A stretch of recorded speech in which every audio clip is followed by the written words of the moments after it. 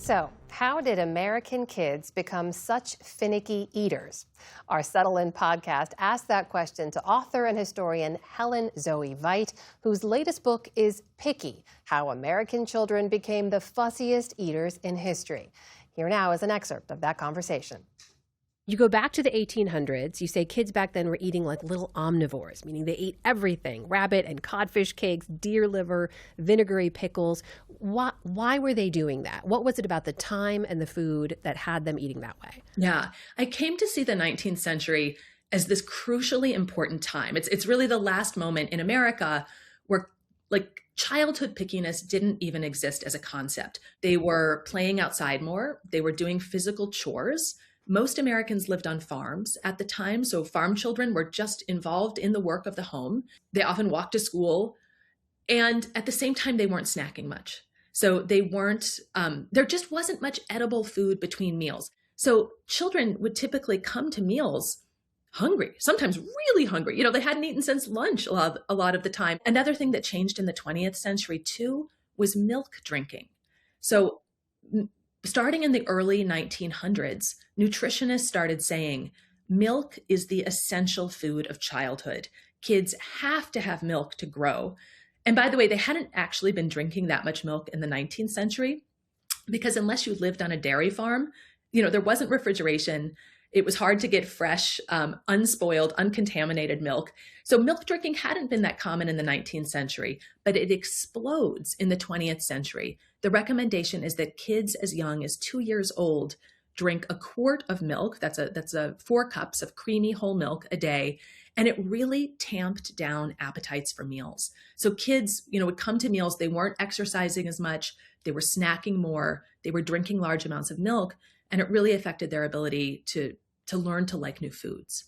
There's so much fantastic, useful advice in the book as well that's based in history and in science. So this whole idea of sitting a kid down at mealtime and saying, you got to clean your plate, you got to finish the food in front of you. Should that be a goal? Is that something parents should do? I'll just speak for myself. I never said you've got to clean your plate.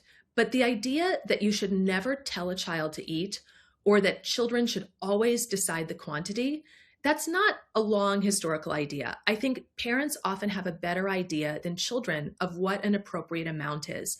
And if a child has eaten very little at a meal, I think it can be appropriate to ask them to have 1 or 2 more bites or 3, depending on their age and what you see, especially if you're the parent and they say they're full and then 15 minutes later they ask for a snack. If you have that experience and you know your child, I do not think it is necessarily traumatic or bad to say hey, you haven't had dinner yet. You need to have 2 more bites and then we'll call that dinner.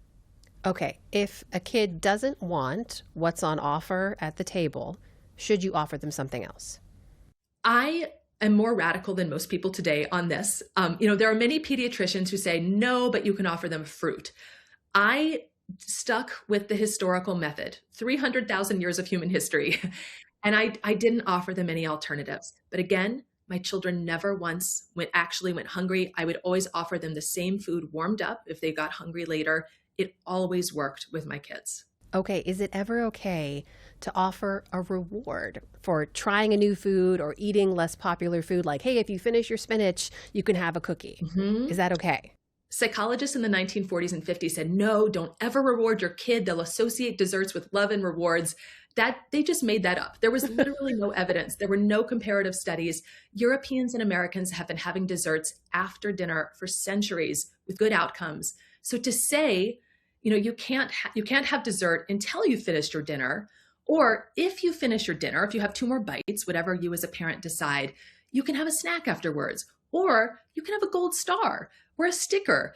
I think those are incredibly great tools for helping kids learn to like new foods. And there's literally no evidence that they're harmful.